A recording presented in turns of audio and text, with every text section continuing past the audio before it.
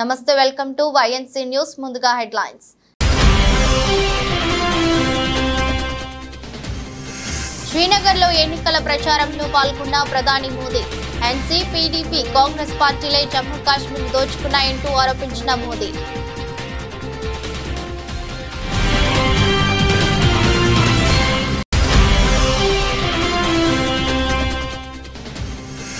కామారెడ్డిలో చెప్పిన BC declaration అమలు చేయాలి నవంబర్ 10 లోపు అమలు చేయకుంటే ఉద్యమిస్తామంటూ కాంగ్రెస్ పార్టీకి మాజీ మంత్రి KTR dead line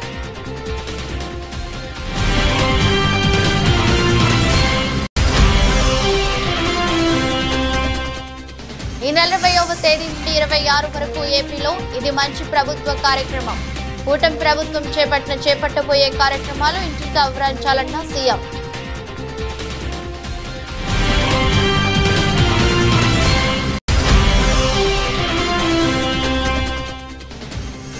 Hyderabad cricket association పై ఎంపీ చామల ఆగ్రహం హెచ్సీఏ కమిటీని ప్రక్షాళన చేయాలన్న ఎంపీ చామల కిరణ్ కుమార్ రెడ్డి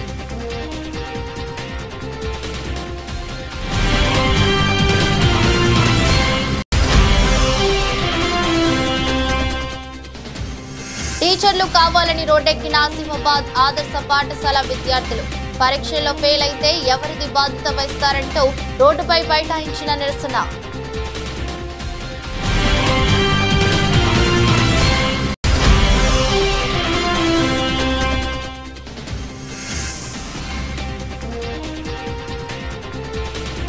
ఫెడ్ రేట్ల తగ్గింపు వేళ భారీ లాభాలతో మొదలైన స్టాక్ మార్కెట్లు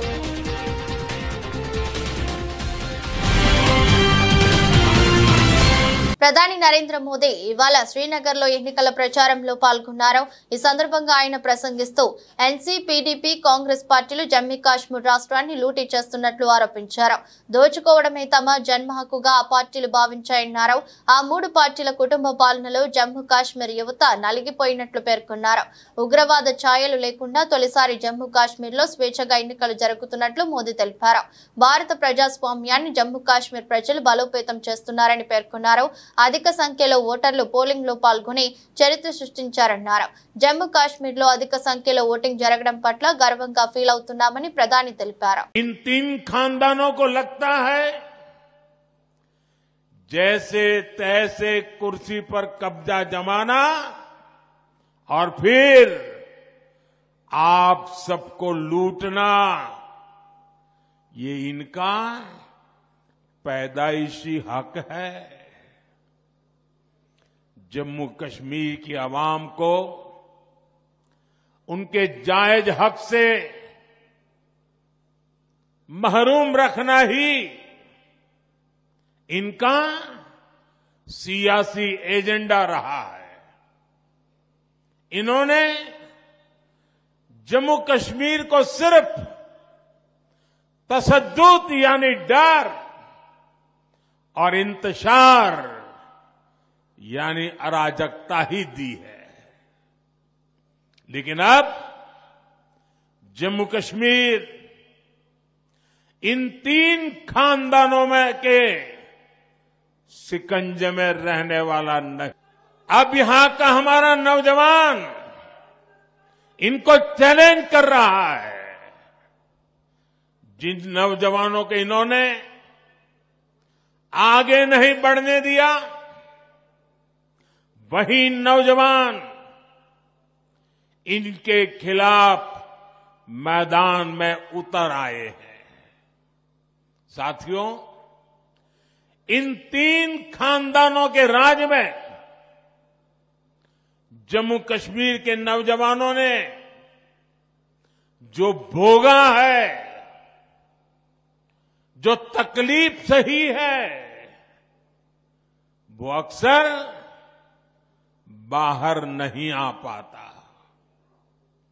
आज वादी का जो नौजवान 20, 25, 30 साल का है उनमें से कई पढ़ाई लिखाई से महरूम रह गए बहुत सारे ऐसे हैं जिनको 10वीं 12वीं या कॉलेज तक पहुंचने में देश के बाकी बच्चों से ज्यादा साल लगे। కాంగ్రెస్ పార్టీ బీసీలకు ఇచ్చిన హామీలు అమలు చేసేలా ప్రభుత్వంపై ఒత్తిడి తెచ్చేందుకు భారత రాష్ట్ర సమితి కదిలింది.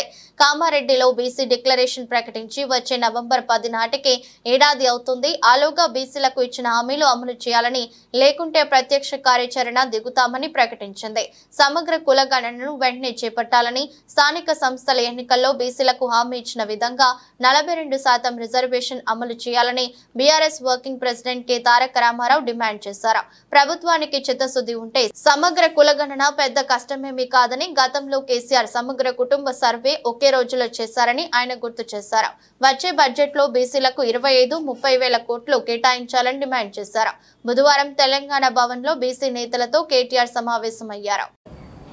నవంబర్ 10, 2023 నాడు కామారెడ్డి పట్టణంలో బీసీ డిక్లరేషన్ పేరిట బలహీన వర్గాలను మోసం చేసిన వైనం గురించి చాలా విస్తృతంగా ఈరోజు చర్చించడం జరిగింది. దాదాపుగా 20-25 మంది తమ తమ అభిప్రాయాలను పూర్తి స్థాయిలో మరి వివరంగా చెప్పడం కూడా జరిగింది. ప్రధానంగా ఈరోజు ఈ సమావేశంలో అనుకున్నది ఏంటి అంటే, భారత రాష్ట్ర సమితి తరపున పెద్దలు తెలంగాణ తొలి ముఖ్యమంత్రి కేసీఆర్ గారి ఆదేశం మేరకు మేము కాంగ్రెస్ ప్రభుత్వాన్ని డిమాండ్ చేస్తూ ఉన్నాం. మీరు ఖచ్చితంగా కామారెడ్డిలో ఇచ్చిన బీసీ డిక్లరేషన్లోని ప్రతి హామీని అమలు చేసేదాకా తప్పకుండా ప్రధాన ప్రతిపక్షంగా మీ వెంటబడతాం. రాష్ట్రంలోని బలహీన వర్గాల పక్షాన మిమ్మల్ని అడుగడుగున నిలదీస్తూనే ఉంటామనే మాట నేను విజ్ఞప్తి చేస్తూ ఉన్నా. ఇందులో ప్రధానమైనది ఇవాళ రాజ్యాధికారంలో ముఖ్యంగా స్థానిక సంస్థల్లో వాటా పెంచుతామని చెప్పిన మాట, 42% రిజర్వేషన్లు అమలు చేస్తామనే మాట ఏదైతే కాంగ్రెస్ పార్టీ చెప్పిందో, కాంగ్రెస్ పార్టీని మేము ఈరోజు డిమాండ్ చేసేది ఏమంటే, సమగ్ర కులగణన కేంద్రంలోనూ రాష్ట్రంలోనూ కూటమి ప్రభుత్వం ఏర్పడి 100 రోజులు కావస్తుంది. ఈ 100 రోజుల్లో పాలనా పరంగా 1000 అడుగులు ముందుకు వేశామని సీఎం చంద్రబాబు నాయుడు అన్నారు. ఈ నెల 20వ తేదీ నుండి 26 వరకు ఇది మంచి ప్రభుత్వం కార్యక్రమం ద్వారా ఎన్డీఏ ప్రభుత్వం చేపట్టిన అభివృద్ధి సంక్షేమ కార్యక్రమాలు, భవిష్యత్తులో చేపట్టబోయే వాటిని ప్రజాప్రతినిధులు ఇంటింటికి తిరిగి ప్రజలకు వివరించాలని ముఖ్యమంత్రి సూచించారు. ప్రజల కోసం నిరంతరం పనిచేస్తే పాలన ఎలా ఉంటుందో ఈ 100 రోజులు ఒక ఉదాహరణని పేర్కొన్నారు. ప్రజాప్రతినిధులంతా నెలకు 10 రోజుల పాటు ప్రజల్లో ఉండాలని టీడీపీ అధినేత ఆదేశించారు. మంగళగిరిలోని సీకే కన్వెన్షన్ లో టీడీపీ, జనసేన, బీజేపీ ఎమ్మెల్యేలు, ఎంపీలు, ఎమ్మెల్సీలతో ఉప ముఖ్యమంత్రి పవన్ కళ్యాణ్, బీజేపీ రాష్ట్ర అధ్యక్షురాలు రాజమండ్రి ఎంపీ పురంధేశ్వరితో కలిసి సమావేశమయ్యారు. ఈ సందర్భంగా ఇది మంచి ప్రభుత్వం అనే పోస్టర్ను ఆవిష్కరించారు. అనంతరం కూటమి ప్రజాప్రతినిధులను ఉద్దేశించి చంద్రబాబు ప్రసంగించారు. మరొక కార్యక్రమానికి ఏదైతే గ్యాస్ ఇస్తానో, ఉచిత గ్యాస్ ఇస్తానో, దీపావళికి శ్రీకారం చుడుతున్నాం. మొదటి గ్యాస్ కనెక్షన్ ఆ రోజు ఇస్తాం, దానికి కూడా శ్రీకారం చుడతాం. మిగిలిన మనం చెప్పినట్టు సంక్షేమ కార్యక్రమాలన్నీ కూడా 1 by 1 చేసుకుంటూ, ఇంకో పక్క అభివృద్ధి కార్యక్రమాలను కూడా స్ట్రీమ్ లైన్ చేసి ఘాట్లో పెట్టే పరిస్థితి వస్తుంది. ఇవన్నీ చేస్తాం. విద్వేష రాజకీయాల్లో బీజేపీ, బీఆర్ఎస్ ఒకటే అని మంత్రి సీతక్క అన్నారు. ఈ విషయమై మంత్రి మాట్లాడుతూ, బీజేపీ రాహుల్ గాంధీని టార్గెట్ చేస్తే బీఆర్ఎస్ రాజీవ్ గాంధీ విగ్రహాన్ని టార్గెట్ చేసిందని మండిపడ్డారు. బీఆర్ఎస్ తెలంగాణ తల్లి విగ్రహంలో తెలంగాణ బిడ్డల రూపం లేదని, కేసీఆర్ బిడ్డ రూపమే ఉందని సీతక్క ఎద్దేవా చేశారు. తెలంగాణ సగటు మహిళకు ప్రతి రూపంగా ఉండేలా తెలంగాణ తల్లి విగ్రహాన్ని రూపొందించి సచివాలయంలో ప్రతిష్ఠిస్తామని మంత్రి స్పష్టం చేశారు. బీజేపీ పుట్టుకనే విధ్వంసకరమైనటువంటి ఆలోచనతో పుట్టినటువంటి పార్టీ. ఆ రోజు ఆనాడు బ్రిటిష్ సంఖ్యలను తెంచడం కోసం మా నాయకులు గాంధీ గారు, నెహ్రూ గారు, సర్దార్ వల్లభాయ్ పటేల్ గారు ఇట్లాంటి ఎంతో మంది మహనీయులు పోరాడుతుంటే వీళ్ళ వారసుడు, వీళ్ళ ఆర్ఎస్ఎస్ నాయకుడు సవర్కర్ బ్రిటిష్ వాళ్ళతోటి కుమ్మక్కైనటువంటి నాయకుడు. ఈ రోజు దేశానికి స్వతంత్రం తెచ్చినటువంటి గాంధీ గారిని చంపినటువంటి పార్టీ వారసత్వం ఎవరిదంటే గాడ్సేల వారసత్వం ఉన్నటువంటి పార్టీ బీజేపీ పార్టీ. గాంధీ వారసత్వం ఉన్నటువంటి పార్టీ కాంగ్రెస్ పార్టీ. అందుకనే ఈ దేశము, ఈ రాష్ట్రము, ఈ ప్రజలు ఆలోచించాలి. ఎవరు ఈ దేశం కోసం జైళ్లలో మగ్గినరు, ఎవరు ఈ దేశం కోసం త్యాగాలు చేసిరు, స్వేచ్ఛ కోసం పోరాటం చేసిరు, ఆ స్వేచ్ఛను అడ్డుకోవడం కోసం ఆనాడు బ్రిటిష్ వాళ్ళతోటి కలిసిపోయినటువంటి పార్టీ గాడ్సేల పార్టీ, గాంధీని చంపినటువంటి పార్టీ బీజేపీ పార్టీ. వాళ్ళ నాయకులు ఇవాళ తన్వీర్ సింగ్ ఎమ్మెల్యే, మాజీ ఎమ్మెల్యే, అదే విధంగా సంజయ్ సింగ్ గైక్వాడ్. అత్యంత దురదృష్టకరంగా రాహుల్ గాంధీ గారు పేదల కోసం పోరాడుతున్న నాయకుడు. వైఎస్ జగన్ తన హయాంలో ప్రజారోగ్యంపై ఎక్కువ దృష్టి పెట్టారని మాజీ మంత్రి విడతల రజని చెప్పారు. గతంలో వైఎస్ఆర్సీపీ ప్రభుత్వం శ్రీకారం చుట్టిన 17 మెడికల్ కాలేజీల ఏర్పాటు బాధ్యత కూటమి ప్రభుత్వానిదేనన్నారు. ఈ విషయమై రజని మీడియాతో మాట్లాడారు. మెడికల్ కాలేజీల బాధ్యత కూటమి ప్రభుత్వంపై ఉంది. మెడికల్ కాలేజీలపై ప్రభుత్వానికి క్లారిటీ లేదు. రాష్ట్రం విడిపోయిన తర్వాత సూపర్ స్పెషాలిటీ ఆసుపత్రులన్నీ హైదరాబాద్ లోనే ఉండిపోయాయి. దీంతో సూపర్ స్పెషాలిటీ ఆసుపత్రులు ఏపీలోనే ఉండాలని ఆలోచనలో వైఎస్ జగన్ 17 మెడికల్ కాలేజీల ఏర్పాటుకు శ్రీకారం చుట్టారు. రెండో దశలో ప్రారంభించాల్సిన 5 మెడికల్ కాలేజీల పరిస్థితి ఏంటి అని విడతల రజని ప్రశ్నించారు. ఒక మెడికల్ కాలేజ్ తేవాలంటేనే ఎంత కష్టమో, 100 ఏళ్లకే 11 మెడికల్ కాలేజ్ మనకు ఉన్నటువంటి చరిత్ర మనకు ఉంటే, మరి 5 సంవత్సరాల కాలంలో 17 గవర్నమెంట్ మెడికల్ కాలేజ్ తీసుకురావాలనేటువంటి ఒక గొప్ప సంకల్పం జగన్మోహన్ రెడ్డి గారు చేస్తే, దాంట్లో 5 సంవత్సరాల్లో 5 మెడికల్ కాలేజ్ తీసుకొచ్చి ఈ సంవత్సరం 5 అందుబాటులోకి రావాల్సినటువంటి పరిస్థితి ఉండగా, వచ్చే సంవత్సరానికి 7 కాలేజీలు మళ్ళీ అందుబాటులోకి రావాల్సినటువంటి పరిస్థితి ఉండగా, మరి వచ్చినటువంటి ఒక కాలేజ్కి వద్దు అని చెప్పి మీరు రిటర్న్లో లెటర్ రాశారంటే దీన్ని ఏమనుకోవాలి? స్పష్టంగా అర్థమవుతా ఉంది. అంటే పులివెందుల మీద మీకున్నటువంటి ద్వేషభావం, మీకున్నటువంటి రాజకీయ కక్షలతో పులివెందుల మెడికల్ కాలేజ్కి అనుమతులు వస్తే కొన్ని సీట్లకి వద్దని మీరు లెటర్ రాశారంటే ఇది మనకు స్పష్టంగా అర్థమవుతా ఉంది. ఇలానే మనం మొత్తం మీద కూడా చూసినట్టయితే మనకు స్పష్టంగా మొదటి నుంచి కూడా అర్థమవుతా ఉంది. ఏమని? ఈ మెడికల్ కాలేజ్ తీసుకురావాలి, ఈ రాష్ట్రంలో టెరిషరీ కేర్ స్ట్రెంథన్ చేయాలి అనేటువంటి ఆలోచన జగన్మోహన్ రెడ్డి గారు చేశారు. ఈ ఆలోచనని బాధ్యతగా మనం బాధ్యతగా అడుగులు వేసి మనం 5 కాలేజీలు తెచ్చాము, ఇంకా 5 రావాల్సినవి ఉన్నాయి. దీని మీద ఇప్పుడు కూటమి ప్రభుత్వము వాళ్ళు బాధ్యత తీసుకొని దీన్ని ఓన్ చేసుకొని ఈ రాష్ట్రంలో ఉన్నటువంటి ఎంతోమంది మెడికల్ ఎడ్యుకేషన్ చదవాలనుకున్నటువంటి విద్యార్థుల యొక్క ఆలోచనని, విద్యార్థుల యొక్క ఆశయాల్ని ఈరోజు కేవలం జగన్మోహన్ రెడ్డి గారికే ఇవన్నీ మనం అమలు చేస్తే పేరు వస్తుందనే దానికోసము ఈరోజు వాళ్ళ ఆశయాలను బలి చేస్తూ ఈ కూటమి ప్రభుత్వం అడుగులు ముందుకు వేస్తుందని తెలియజేస్తున్నాను. మల్కాజ్గిరి ఎంపీ ఈటల రాజేందర్ జనగామలో బీజేపీ సభ్యత్వ నమోదు కార్యక్రమాన్ని చేపట్టారు. పార్టీ సభ్యత్వ నమోదు కార్యక్రమంలో భాగంగా జనగామ పట్టణ కేంద్రంలో రహదారి వెంట దుకాణదారులతో ఆప్యాయతగా పలకరించిన ఆయన సభ్యత్వాలను నమోదు చేయించారు.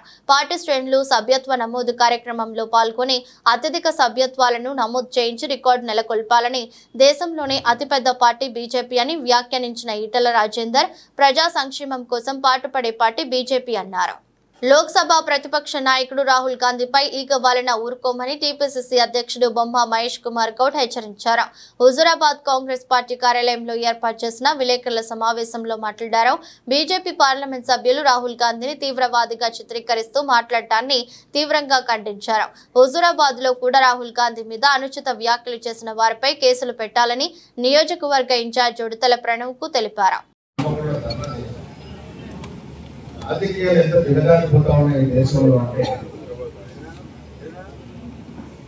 త్యాగదనుల కుటుంబంలో పుట్టి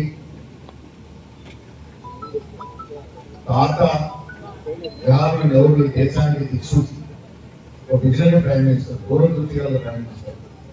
ముందు సూర్యుడు కూడా తయారు కానటువంటి భారతదేశం రాకెట్లు తయారు చేసుకుంటుందంటే ఆనాడు నెహ్రూ గారు చేసినటువంటి బౌద్ధులకు పాటలు, ఆయన కూతురు ఇందిరాగాంధీ దేశాన్ని అఖండంగా ఉంచాలి, ఒకటిగా ఉంచాలి, సమైక్యంగా ఉంచాలని ఆర్టీసీలు తప్పిస్తూ ఆటంకవాదుల చేతుల్లో మనం తండ్రి గారు రాజీవ్ గాంధీ గారు భారతరత్న ఆయన కూడా దేశాన్ని అఖండంగా ఉంచాలి, ఒకటిగా ఉంచాలని తప్పిస్తూ ఆతంకవాదుల్లో ఇంతమంది త్యాగాలు చేసిన కుటుంబంలో వచ్చినటువంటి మహానాయకుడు రాహుల్ గాంధీ గారు. భారత్ జోడో యాత్ర తర్వాత జరగని నూతన ప్రజలకు చేస్తున్న సందర్భం వారి మీద ఇవాళ బీజేపీ నాయకులు చాలా పగడబందీ వివరణ భాగంగా ప్రభుత్వం పదవులను వ్యక్తులు రణ్వీర్ సింగ్ బిట్టు అనే వాళ్ళు తాతగారు పంజాబ్ ముఖ్యమంత్రి చేసిన సందర్భం కాంగ్రెస్ అన్యాయం నుంచి ఇప్పుడు బీజేపీలో చేరి యుఎస్ పర్యటనలో భాగంగా లోక్సభలో ప్రతిపక్ష నేత రాహుల్ గాంధీ చేసిన వ్యాఖ్యలపై బీజేపీ శివసేన స్పందించిన తీరు పట్ల AP PCC chief YS Sharmila మండిపడ్డారు. రాహుల్ నిజాలు మాట్లాడితే తీవ్రవాదం అంటారా అంటూ ఆ రెండు పార్టీలను ఈ సందర్భంగా ఆమె నిలదీశారు. రాహుల్ గాంధీ అడిగే ప్రశ్నలకు జవాబు చెప్పే ధైర్యం ఉందా అని బీజేపీ శివసేన నేతలను వైఎస్ షర్మిల ప్రశ్నించారు. దేశానికి స్వాతంత్ర్యం తీసుకువచ్చిన పార్టీ కాంగ్రెస్ పార్టీ అని ఈ సందర్భంగా గుర్తు చేశారు. అలాగే బీజేపీకి కొత్త అర్థం చెప్పారు. ఆ పార్టీ మతతత్వ పార్టీ అని ఆరోపించారు. ప్రజలను విడగొట్టి వారి మధ్య మంటలు పెట్టి అందులో చలి కాచుకుంటుందని వైఎస్ షర్మిల ఆగ్రహం వ్యక్తం చేశారు. రాహుల్ వ్యాఖ్యలపై బీజేపీ శివసేన స్పందించిన తీరును అభ్యంతరం వ్యక్తం చేస్తూ బుధవారం విజయవాడలో వైఎస్ షర్మిల నిరసన దీక్ష చేపట్టారు. ఈ దీక్షకు ఆ పార్టీ సీనియర్ నేతలు హాజరయ్యారు. గారైనా అమిత్ షా గారైనా పెదవి విప్పడం లేదు అంటే ఏమనుకోవాలి? వారి ప్రోత్సాహంతోనే ఇదంతా జరుగుతుంది అని మేము అనుకుంటున్నాం. బీజేపీ పార్టీ నాయకులు సమాధానం చెప్పాలి. అంతేకాదు ఇలాంటి ద్వేషపూరిత మాటలు మాట్లాడుతున్న వారిపై కఠిన చర్యలు తప్పనిసరి. కాబట్టి కోర్టు కూడా ఇది సుమోటో కింద తీసుకొని వారి మీద కఠిన చర్యలు తీసుకోవాలని కాంగ్రెస్ పార్టీ డిమాండ్ చేస్తుంది. అసలు ఏది తీవ్రవాదం అని అడుగుతున్నాం, ఎవరు తీవ్రవాదులు అని అడుగుతున్నాం. మన దేశంలో 90% జనాభా బీసీలు, ఎస్సీలు, ఎస్టీలు అట్టడుగున ఉన్న ఈ వర్గాలైతే అభివృద్ధిలో వారికి వాటా లేదు అనడం తీవ్రవాదమా? అందరికీ సమాన హక్కులు, సమాన అవకాశాలు కలగాలి అన్ని వర్గాల వారికి అని అడగడం తీవ్రవాదమా? కాస్ట్ సెన్సస్ జరగాలి అని అడగడం తీవ్రవాదమా? కేవలం 10% మంది చేతుల్లో దేశానికి సంబంధించిన టాప్ 200 కంపెనీలు, వ్యాపారాలు ఉన్నాయని దేశ ప్రజలలో అవగాహన పెంచడం తీవ్రవాదమా? ఏది తీవ్రవాదమో బీజేపీ పార్టీ సమాధానం చెప్పాలి. నిజానికి స్వాతంత్ర్యం తెచ్చిన పార్టీ కాంగ్రెస్ పార్టీ కాదా? ఎన్నో త్యాగాలు చేసిన పార్టీ కాంగ్రెస్ పార్టీ కాదా? హెచ్సీ అండర్ 19లో అవకతవకలు జరిగాయంటూ భువనగిరి ఎంపీ చామల కిరణ్ కుమార్ రెడ్డి ఆగ్రహం వ్యక్తం చేశారు. అసలైన క్రీడాకారులకు ప్రాధాన్యత ఇవ్వకుండా సెలక్షన్స్ జరిగాయని బాధితులు ఆయన దృష్టికి తీసుకొచ్చారు. దీంతో ఉప్పల్లోని రాజీవ్ గాంధీ అంతర్జాతీయ క్రికెట్ స్టేడియానికి చేరుకున్న ఆయన మాట్లాడుతూ హెచ్సీఏని ప్రక్షాళన చేయాలన్నారు. ఇక్కడ జరుగుతున్న విషయాలపై సీఎం రేవంత్ రెడ్డి దృష్టికి తీసుకెళ్తారని ఎంపీ స్పష్టం చేశారు. ఉప్పల్ స్టేడియంలో ఉన్న హైదరాబాద్ క్రికెట్ అసోసియేషన్ ఆఫీస్లో సెక్రటరీ దేవరాజ్ గారిని వాళ్ళ మెంబర్స్ని కలవడం జరిగింది. ఈ మధ్య కాలంలో జరిగినటువంటి ప్లేయర్ సెలెక్షన్స్లలో అవకతవకలు జరిగినాయనే ఒక అంశం నా దృష్టికి వచ్చినప్పుడు ఏ ప్రాతినిధికంగా వాళ్ళు ప్లేయర్స్ని సెలెక్ట్ చేస్తున్నారు, ఆ సెలెక్ట్ చేసినటువంటి ప్లేయర్స్ల లిస్టు, వాళ్ళ పర్ఫార్మెన్స్ అంటే లాస్ట్ 2023-24, 24-25కి సంబంధించినటువంటి పర్ఫార్మెన్సెస్ అంటే వాళ్ళు ఆడిన లీగ్స్, ఆ పర్ఫార్మెన్స్లలో వాళ్ళు కొట్టిన స్కోర్స్ కానీ, వికెట్స్ కానీ, ఆల్రౌండర్స్ గురించి కానీ తీసుకొని దీంట్లో కరెక్ట్గా ఆడే ప్లేయర్కి అవకాశం ఇస్తుర్రా, లేకపోతే ఎవరైనా ఇన్ఫ్లుయెన్స్ ఉండి బాధ్యతారహితంగా వాళ్ళను కొంతమందిని ముందుకు తీసుకొస్తుర్రా అనే ఒక ఉద్దేశంతో ఈరోజు నేను ఇక్కడ కలిసి వాళ్ళతో డిస్కషన్ చేసినప్పుడు 2.5 గంటలు మేము అన్ని చర్చ చేసినాం. సెలెక్టర్లతో మాట్లాడడం జరిగింది. కాకపోతే ఇక్కడ ఒక మిస్కమ్యూనికేషన్ ఏంటంటే జస్టిస్ కమిటీ నాగేశ్వరరావు గారు సుప్రీంకోర్టు నుంచి లాస్ట్ టైం అపాయింట్ కాబడి అప్పుడు వచ్చి సెలెక్టర్స్ని అపాయింట్ చేయడం జరిగింది. కానీ నేను ఇప్పుడు నాగేశ్వరరావు గారితో కూడా మాట్లాడిన ఫోన్లో. నాగేశ్వరరావు గారు ఒకటే చెప్పిండు, నేను యాక్చువల్గా సంవత్సరం క్రితమే హైదరాబాద్ క్రికెట్ అసోసియేషన్కి సంబంధించిన వ్యవహారాలను చూడట్లేదు, దాన్ని మొత్తం కూడా ఆ కమిటీ చేతిలో పెట్టి నేను ఇప్పుడు ఢిల్లీలో ఉన్నా, నాకు అటువంటి బాధ్యతలు ఏం లేవు, నన్ను కావాలని వాళ్ళు బ్లేమ్ చేసి అవకతవకలని చెప్పడం జరిగింది. నేను Hyderabad cricket association secretary Devaraj గారికి ఒకటే చెప్పిన, మీదే బాధ్యత అంటే ఆయన ఈ సంవత్సరం నుంచి ఇంకా కమిటీయే ఉంది, ఆ కమిటీయే చూసుకుంటుంది అన్న ఆలోచనలు ఉన్నారు. ఈరోజు నేను వచ్చి జస్టిస్ నాగేశ్వరరావు గారితో మాట్లాడినాను, ఆయన క్లారిటీ వచ్చింది. ఏంటంటే జస్టిస్ అనే కమిటీ అప్పుడు టెంపరీగా అప్పుడున్న పరిస్థితులను బట్టి చేసినా కంటిన్యూ బాడీ కాదని. దీంట్లో వరదలు వచ్చి 20 రోజులు అవుతున్నా ప్రజలు ఇంకా అనేక ఇబ్బందులు పడుతున్నారని విజయవాడ తూర్పు నియోజకవర్గ వైసీపీ ఇన్ఛార్జ్ దేవినేని అవినాష్ అన్నారు. ఈ విషయమై ఆయన మాట్లాడుతూ టీడీపీ నాయకులు పబ్లిసిటీ రాజకీయాలు తప్ప బాధితులకు చేసిందేమీ లేదని విమర్శించారు. వైఎస్ఆర్ కాంగ్రెస్ పార్టీ తరపు నుండి మీరు సాయం చేస్తున్నారు, కానీ టీడీపీ కూటమి ప్రభుత్వం నుండి మాకు ఇంతవరకు సాయం అందలేదని బాధితులు చెప్తున్నారని పేర్కొన్నారు. బాధిత కుటుంబాలకు 50,000 ఇవ్వాలని వైఎస్ఆర్ కాంగ్రెస్ పార్టీ తరపున ప్రభుత్వాన్ని డిమాండ్ చేశారు. ప్రభుత్వం వచ్చి 100 రోజులు అవుతున్నా సిగ్గు లేకుండా తమ నాయకుడి మీద, తమ పార్టీ మీద నిందలు వేయడం తప్ప మీరు ప్రజలకు చేసిందేమైనా ఉందా అని ప్రశ్నించారు. ఎవరైతే నివసిస్తున్న ప్రజానికం ఉన్నారో ఆ ప్రాంతంలో ఎటువంటి కార్యక్రమాలు గారు చేయకుండా ప్రజానికాన్ని పట్టించుకోకుండా ఈరోజు ప్రభుత్వం వ్యవహరిస్తామని చెప్పి సందర్భంగా చెప్పుతున్నాం. ఎందుకంటే గౌరవనీయులు పెద్దలు వైఎస్ జగన్మోహన్ రెడ్డి గారి ఒక నాయకత్వంలో వైఎస్ఆర్ కాంగ్రెస్ పార్టీ తరఫున దాదాపుగా 1,10,00,000 రూపాయలు ఈరోజు ప్రజానికానికి నిత్యావసర సరుకులు కానివ్వండి, పాల ప్యాకెట్లు కానివ్వండి, వాటర్ బాటిల్స్ కానివ్వండి అందిస్తాం జరుగుతుంది. ఇంటింటికి మేము వెళ్ళి ఆ సరుకులు అందజేస్తుంటే వరద ప్రాంతంలో నివసిస్తున్న ప్రజానికం ఒకటే మాట అంటున్నారు. ఈరోజు మాకు వైఎస్ఆర్ కాంగ్రెస్ పార్టీ జగన్మోహన్ రెడ్డి గారు ఒక నాయకత్వంలో మాకు ఈరోజు సహాయ కార్యక్రమాలు, ఇలాంటి వస్తువులు కానివ్వండి, పాల ప్యాకెట్లు కానివ్వండి, వాటర్ బాటిల్స్ కానివ్వండి, నిత్యావసర వస్తువులు మాకు అందినాయి. ప్రభుత్వం నుంచి మాకు ఎటువంటి కార్యక్రమం గారా ఈ రోజు గారా రాలేదు అని చెప్పని ఈరోజు ప్రజలు అనేక ఇబ్బందులు విజయవాడ నగరంలో ప్రజానికం ఇబ్బంది పడుతున్నారు. దాదాపుగా వాళ్ళ జీవితాంతం గారా కష్టపడి డబ్బులన్నీ గారా కూరగట్టుకుని ఫ్రిడ్జ్ అనో, ఏసీ అనో, సోఫా అనో, మంచం అనో, మ్యాట్రెస్ అనో, టీవీ అనో చెప్పని అన్నీ గారు కొనుక్కుంటే అవన్నీ గారు వరదల వల్ల మొత్తం అన్నీ గారు డ్యామేజ్ అయిపోవటం జరుగుతుంది. ఈరోజు ప్రభుత్వం కనుక చూసుకుంటే ఏదో 25,000 ఇస్తాం, 10,000 ఇస్తామని చెప్పని ఈరోజు ప్రజానికం వాళ్ళ కష్టాలు తెలుసుకోకుండా ఈరోజు కింద లెవెల్లో ప్రజానికం ఎన్ని ఇబ్బందులు పడుతున్నారు, వాళ్ళకు కావాల్సిన మౌలిక వసతులు ఏంటి, వాళ్ళకు కావాల్సిన వస్తువులు ఏంటి, మళ్ళీ వాళ్ళ జీవన విధానం ఎలా బాగుపరచాలని చెప్పిన ఒక ఆలోచన లేకుండా ఈరోజు కేవలం ఏదో 25,000 ఇద్దామా, 10,000 ఇద్దామా అని చెప్పని ఈరోజు ప్రభుత్వం ఒక నిర్లక్ష్య వైఖరితో ఈరోజు ప్రభుత్వం వ్యవహరిస్తామని చెప్పి సందర్భంగా చెప్తున్నా. వలిగొండ మండలంలోని ప్రాథమిక ఆరోగ్య కేంద్రాన్ని ఎమ్మెల్యే కుంభం అనిల్ కుమార్ రెడ్డి ఆకస్మికంగా తనిఖీ చేశారు.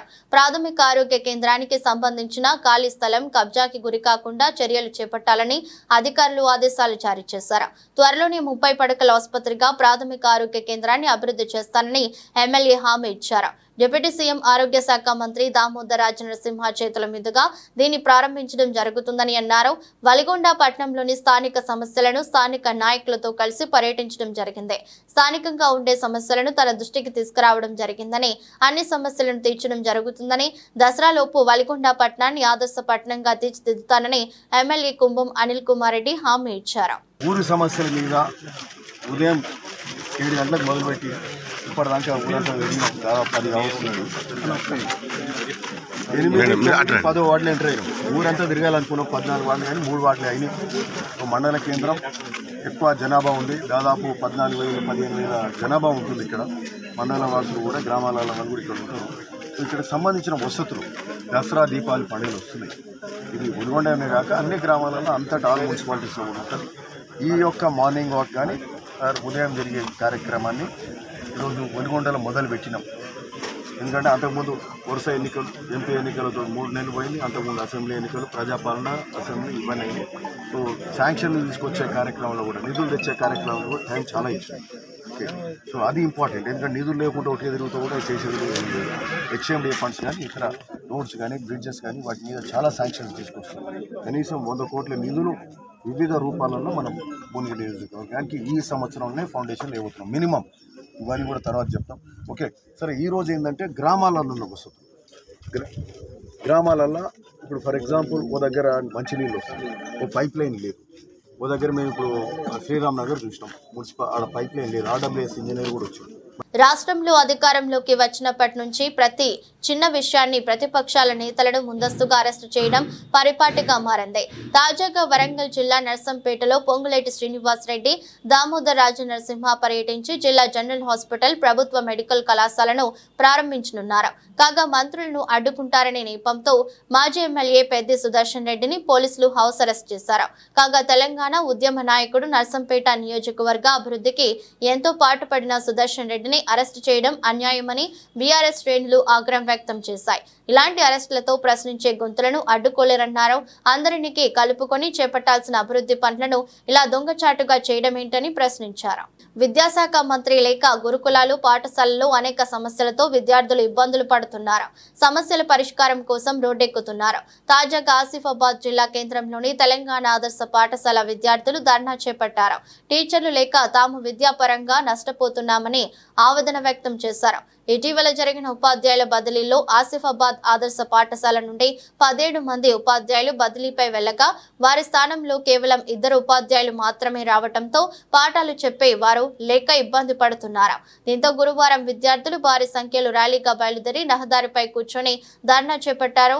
వారం రోజుల నుంచి ఉపాధ్యాయులు లేక తరగతులు నిర్వహించడం లేదని 10వ తరగతి విద్యార్థులు ఆందోళన వ్యక్తం చేశారు. పరీక్షలు కూడా వస్తున్న తరుణంలో తమకు పాఠాలు చెప్పనిదే పరీక్షల్లో ఏమి రాయాలని తమ గోడును వెళ్లబోసుకున్నారు. సంబంధిత అధికారులు ఈ విషయంపై చొరవ తీసుకుని తమ భవిష్యత్తులో అంధకారంలో నెట్టకుండా త్వరగా ఉపాధ్యాయులు వచ్చేలా చేసి తమకు న్యాయం చేయాలన్నారు. దాదాపు 2 గంటల పాటు రోడ్డుపై కూర్చొని ధర్నా చేపట్టడంతో భారీగా ట్రాఫిక్ జామ్ అయింది. మా కాలేజ్ నుంచి 70 మెంబర్స్ టీచర్స్ వెళ్ళారు, కానీ వచ్చింది 2 మెంబర్స్. మా భవిష్యత్తుకి బాధ్యులు ఎవరు? ఎవరు రెస్పాన్సిబిలిటీ? మా భవిష్యత్తుకి అసలు ఏము వచ్చింది మాత్రం ఇద్దరు టీచర్సే. మాకు క్లాసెస్ కూడా జరుగుతలేవు. ఇప్పటికీ మేము 3 days వెయిట్ చేసినాం. మేము ఫెయిల్ అయితే ఎట్లా? ఎవరు బాధ్యులు? ఎస్ఎస్పీ జైష్వాల్ హాఫ్ సెంచరీతో ఆకట్టుకున్నాడు. ఒకవైపు టాప్ ఆర్డర్ బ్యాటర్లు నిష్క్రమిస్తున్నా అతను మాత్రం క్రీజులో నిలదొక్కున్నాడు. చెన్నైలో బంగ్లాదేశ్ తో జరుగుతున్న తొలి టెస్టులో జైష్వాల్ హాఫ్ సెంచరీ నమోదు చేశాడు. 98 బంతుల్లో 8 4ల సాయంతో జైష్వాల్ అర్ధ సెంచరీ పూర్తి చేశాడు. భోజన విరామ సమయం తర్వాత జైష్వాల్ తన ఖాతాలో హాఫ్ సెంచరీ వేసుకున్నాడు. టెస్టుల్లో అతనికి ఇది 5వ హాఫ్ సెంచరీ. లంచ్ కు ముందు 3 వికెట్లు కోల్పోయి 88 రన్స్ చేసిన భారత్ ఆ తర్వాత కీలకమైన పంత్ వికెట్ ను కోల్పోయింది. పంత్ 39 రన్స్ స్కోర్ చేసి అవుట్ అయ్యాడు. బంగ్లా బౌలర్ హసన్ మహమూద్ 4 వికెట్లు తీసుకున్నాడు. ప్రస్తుతం 36 ఓవర్లలో ఇండియా 4 వికెట్ల నష్టానికి 132 రన్స్ చేసింది. జైష్వాల్ 50, రాహుల్ 10 రన్స్ తో క్రీజ్ లో ఉన్నారు. దేశీయ స్టాక్ మార్కెట్లు గురువారం భారీ లాభాలతో ప్రారంభమయ్యాయి. మార్కెట్ ప్రారంభమైన వెంటనే Sensex, Nifty, bank Nifty record స్థాయికి చేరుకున్నాయి. ఈ క్రమంలో ఎన్ఎస్ఈ నిఫ్టీ 50.47% లాభంతో 25,500 వద్ద మొదలు కాగా బీఎస్సీ సెన్సెక్స్ 0.51% లాభంతో 83,369.78 వద్ద ప్రారంభమైంది. బ్యాంక్ నిఫ్టీ 53,100 దాటింది. మిడ్ క్యాప్ ఐటీ షేర్లలో మంచి వృద్ధి నమోదైంది. ఫైనాన్షియల్ స్టాక్స్ కూడా బలంగా ఉన్నాయి. అమెరికాలో బుధవారం ఫెడరల్ రిజర్వ్ బ్యాంక్ వడ్డీ రేట్లను గణనీయంగా తగ్గించాలని నిర్ణయించింది. ఈ క్రమంలో యుఎస్ఎఫ్ఈడి వడ్డీ రేట్లను 0.50% అంటే 50 బేసిస్ పాయింట్లు తగ్గించింది. దీంతో ఆర్థిక వ్యవస్థలో మాంద్యం భయం లేదని తెలిపింది. ఆ తర్వాత అమెరికన్ మార్కెట్లలో కొత్త లైఫ్ హై కనిపించింది. ఈ ప్రభావం భారత స్టాక్ మార్కెట్లపై కనిపిస్తోంది. ఈ నేపథ్యంలో ప్రస్తుతం నిఫ్టీ 50లో NTPC, LTI, Mindtree, Axis Bank, Bajaj auto, Titan top గెయినర్లుగా ఉన్నాయి. వార్తలు ముగించే ముందు మరోసారి హెడ్లైన్స్. శ్రీనగర్లో ఎన్నికల ప్రచారంలో పాల్గొన్న ప్రధాని మోదీ. ఎన్సీ, పీడీపీ, కాంగ్రెస్ పార్టీలే జమ్మూ కాశ్మీర్ దోచుకున్నాయంటూ ఆరోపించిన మోదీ.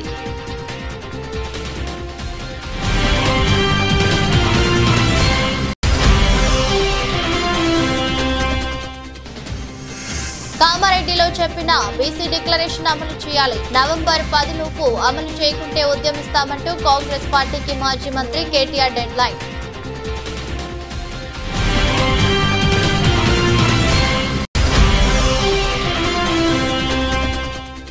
ఈ నెల 20వ తేదీ నుండి 26 వరకు ఏపీలో ఇది మంచి ప్రభుత్వ కార్యక్రమం. కూటమి ప్రభుత్వం చేపట్టబోయే కార్యక్రమాలు ఇంటికి వివరించాలన్న సీఎం.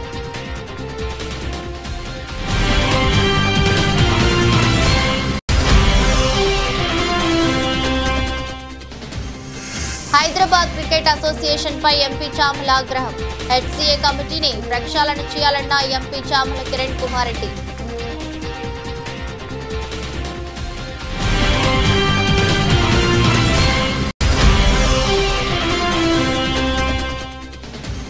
టీచర్లు కావాలని రోడ్డెక్కిన ఆసిమాబాద్ ఆదర్శ పాఠశాల విద్యార్థులు. పరీక్షల్లో ఫెయిల్ అయితే ఎవరిది బాధ్యత వహిస్తారంటూ రోడ్డుపై బైఠాయించిన నిరసన.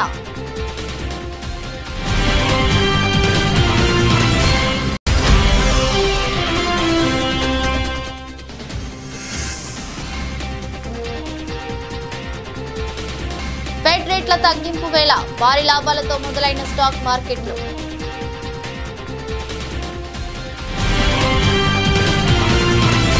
ఎదురొస్ట్ బులెటిన్ మరో బులెటిన్లో మళ్ళీ కలుద్దాం. అంతవరకు సెలవు. నమస్కారం.